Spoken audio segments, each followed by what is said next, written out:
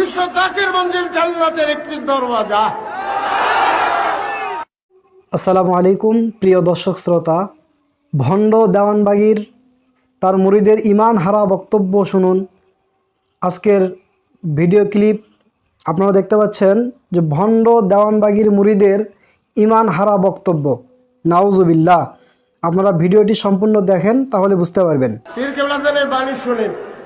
1986 সালে একটা সাংবাদিকদের কাফেলা এসেছিল।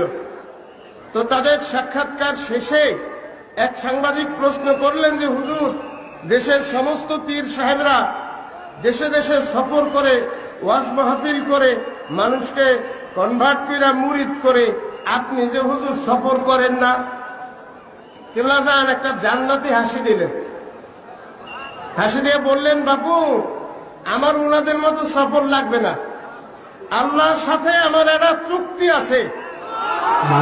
এই চুক্তি হইল আল্লাহ তাআলা জান্নাতের মাটি দিয়ে তাদেরকে সৃষ্টি করেছেন, তৈয়ার করেছেন। মৃত্যুর আগে হইল তারা বিশ্ব জাকির মঞ্জিল পাক দরবার শরীফে আসবে, দয়াল নবী রাসূল পাক সাল্লাল্লাহু আলাইহি ওয়াসাল্লামের সত্য তরিকা গ্রহণ করবে, এই দরওয়াজা দিয়ে জান্নাতে প্রবেশ করবে।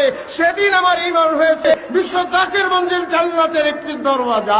নাউযুবিল্লাহি মিন যালিক।